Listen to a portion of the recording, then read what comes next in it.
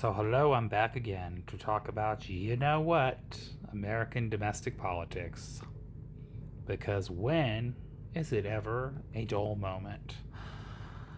Especially under the current political times right now. So,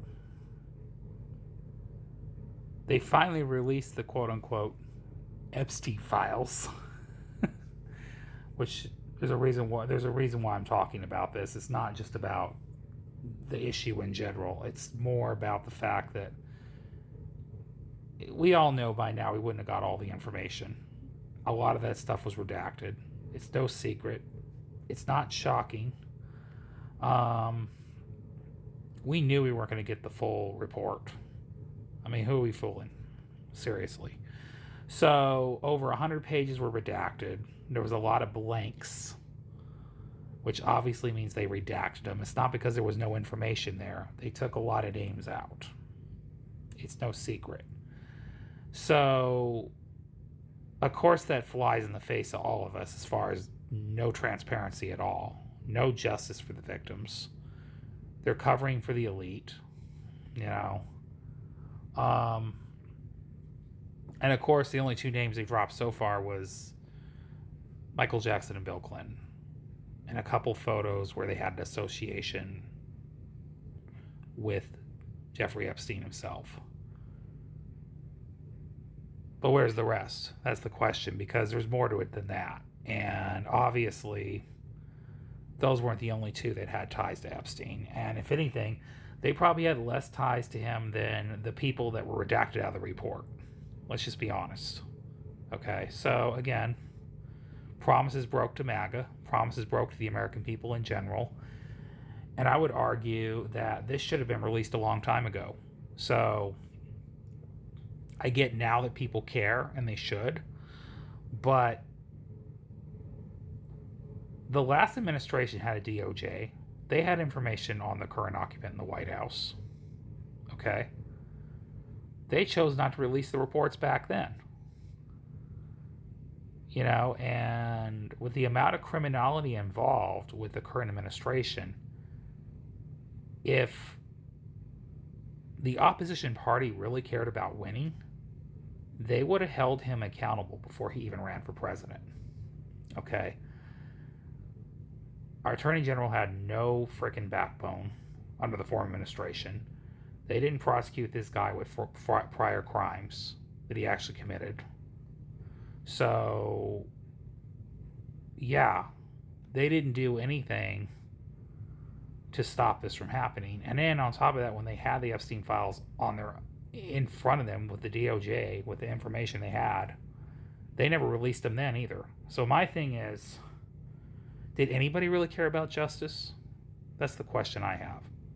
Because if you're protecting the patriarchy as it is, you think it's okay to keep things the way they are and pretend things are working and pretending like none of this stuff is actually happening when we know darn well it is. Okay. So pretending like it's not real, going with the status quo, not getting justice for the people, or doing the quote unquote let's not look backwards BS, that's just as bad as the people covering it up. Because at the end of the day, does anybody really care in the elite circles? Does anybody really care? And that's the question we all should be asking. And again, and I only state this because I want people to take their mind just off the character they're looking at right now, because that's easy to do.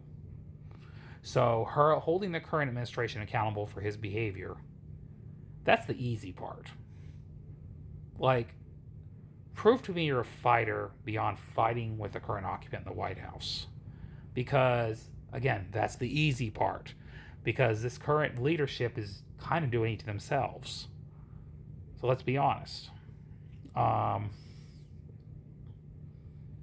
Being anti-Trump, that's really the beginning of the fight and the test. You know, being for democracy, I mean, gee, golly, that should be the bare minimum, you know. But at the end of the day, we should be for transparency and accountability. We should be for justice regardless. We should want better for the country, want better representation. We should want, you know, change and fighting to bring government back to the people. So again, this was not a surprise to me. I knew they were never going to release the full information. It was no secret they were going to do this. They're going to play games with everybody. Oh, you got the Epstein files, but there was really no client list, and they redacted the report. Are we surprised? Are we really surprised? And they were only going to leave names on that report that they wanted to expose to the public to help themselves look good. And it's no secret. I mean, come on. Really? How low of a bar are we getting? Oh, yeah. Michael Jackson and Bill Clinton. Wow. You telling me that's all that was in the report? Come on. Let's be honest. All right. And obviously they were going to cover for their buddies and themselves. That was no secret, and that's why those 100 pages redacted. More than 100 pages, you already know darn well it had whose names in those files. Okay? So, yeah. I'm not surprised. So, nope. Nobody got their justice or their transparency. Congratulations. Another day in America, right? So, and the other thing I just found out is the current administration just took an executive order to take an axe to the 1965 Civil Rights Act.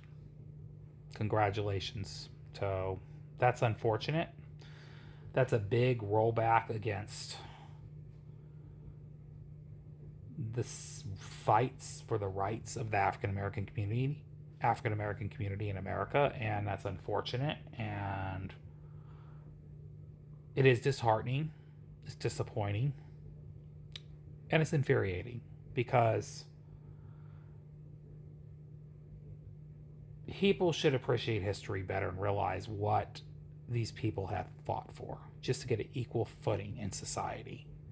And this is a step backwards again, because the DEI discussion was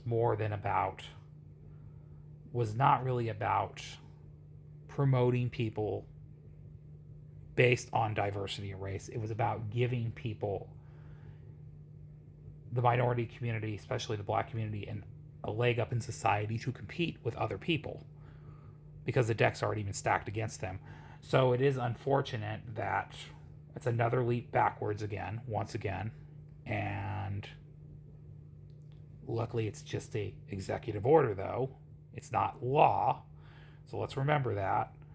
But still, it's infuriating and disappointing, and I hope the Black community stands up, speaks out, and the rest of us that didn't agree with this, we stand with you guys. We stand with you, because this is wrong, and the suffrage of the African American community is ingrained so strong in our history and should be greatly appreciated. And it's unfortunate that the current administration decided to take that away with the swoop of a pen. And it's more than just an executive order, and it's more than just a message. It is a structural slap in the face to all African American history. Okay? So, again, this is time for us to reflect at what's going on and figure out what we're going to do going forward and fight back for the greater union, for a greater union in this country. Because we all, at the end of the day, want to be the perfect union and the strive for the perfect union. So that's all I want to say in this last video. So yeah, see y'all in the next one. Have a great night. Bye.